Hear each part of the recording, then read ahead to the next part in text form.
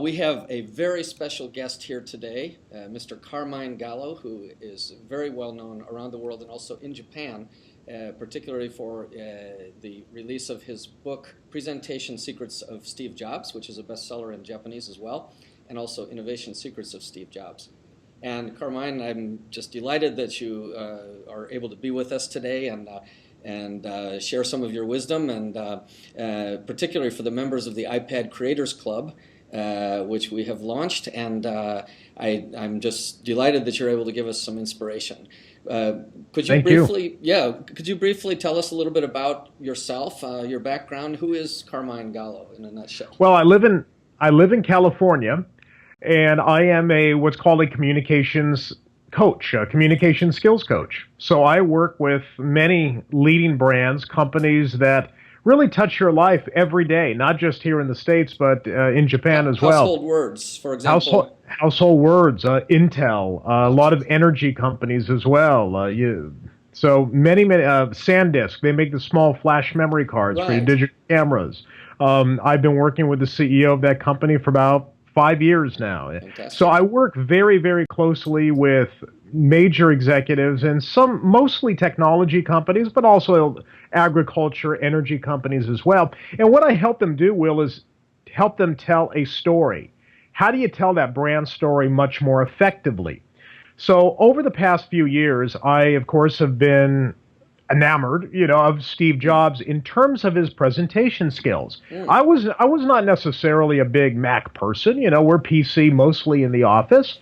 But then I started slowly to get into the Mac system, through the iPod and then the iPhone and now MacBooks. And I realized what beautiful, elegant systems they were. And then, of course, the iPad just blew everything over, Yes. And I really started to understand what is it about these systems that make them so beautiful and elegant and easy to use. And obviously a lot of it has to do with Jonathan Ive, Steve Jobs, and a lot of the folks at Apple that create and design such beautiful products. So I kind of have gone from how to communicate your brand story to innovation, because I've spent so much time with some of the most innovative executives in the world. And so that's the transition from communication to innovation. It wasn't really that big of a leap. Plus, Will, I'm a journalist. I write for publications here in the States like Forbes and Business Week. Okay. And I was a trained journalist. I worked for CNN for many years. So what I do is I apply simple journalistic principles to covering a particular company or a particular leader, in this case, Steve Jobs.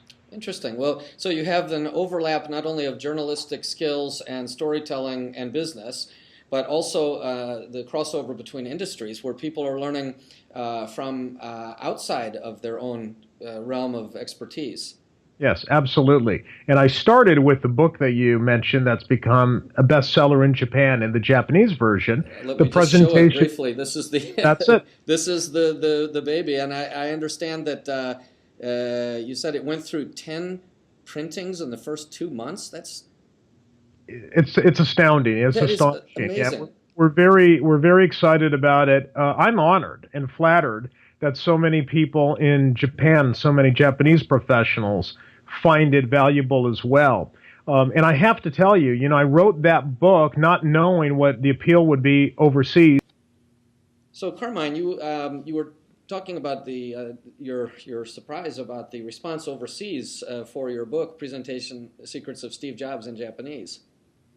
Well, I'm flattered and honored that it has found such an audience overseas, especially in Japan.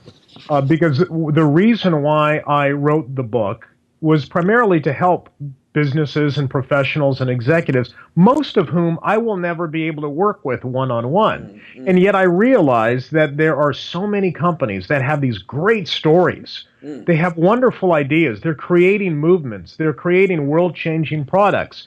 And yet so few people know how to communicate their story effectively. And so I wanted to help them by showing them a model. And Steve Jobs is, without question, one of the world's greatest corporate storytellers. So I thought, what can we learn from him that we can all adapt, that we can all apply in our everyday presentations or conversations? And if you don't mind, maybe later in the interview, I'd like to talk to you about some of the things that we can learn from Steve Jobs about how to communicate the vision behind the iPad Creators Club as well. Certainly, I will definitely pick your brain in that area.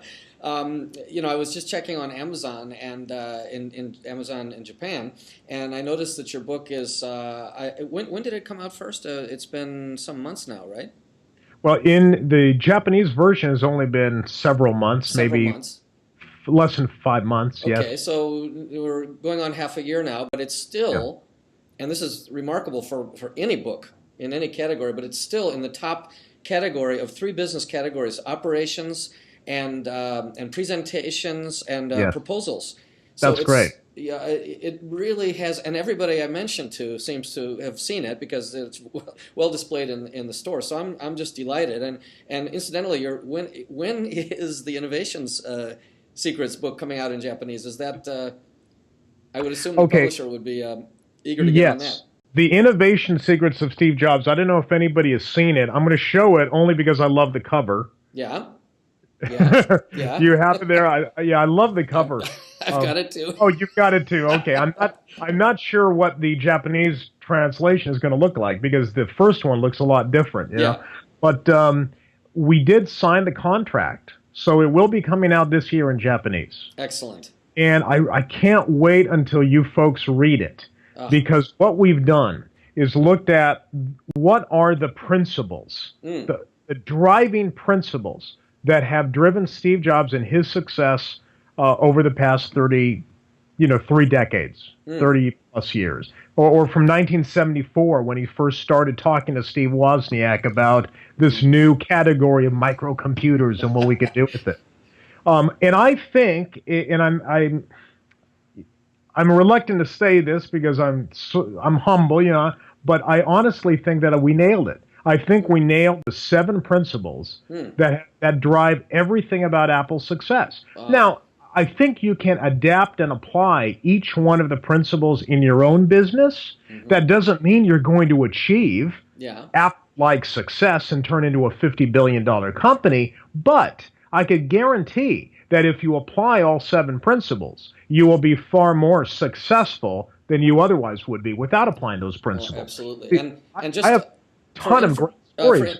For information purposes, is it the same publisher that did your first book, Nikkei BP? Yes. Yeah. Okay. Nikkei- So, super. Well, we're so much looking forward to that, and perhaps when that comes out, we could get you back on the for another update.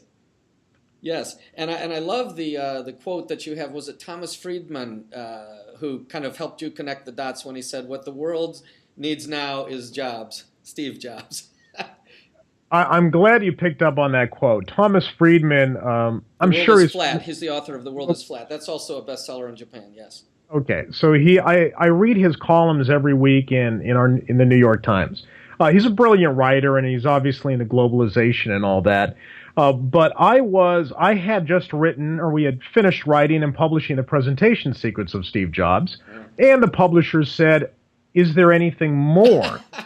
Because we focused on presentation skills, but he's really known for innovation. And Will, I had to think about it for a second. I said, yeah, I guess so. I guess there's enough information there for another book that we didn't really cover.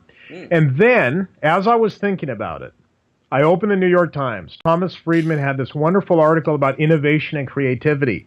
And the headline was, "What the world needs is more jobs." Steve Jobs. And he said, what is it about Steve Jobs and his ability to creatively develop these innovative, world-changing products? What is it that he does that we can learn from? I don't know, but there's an answer there, and we need to nurture and foster creativity and entrepreneurship. And I thought, I was like yelling at the paper going, I can do this. Yes. I can help you because I have all the information and I have all the interviews. Well, when the writer is ready, the information appears. Isn't that the truth? I wouldn't have believed it, but now I do. Yes. And let me ask: was it the kind of thing where you just open the paper and that's the first thing you saw? I mean, did you just go right to it? I mean, because that's how often serendipity works. Yeah, it was pretty serendipitous. So yeah, it was a really neat moment for me.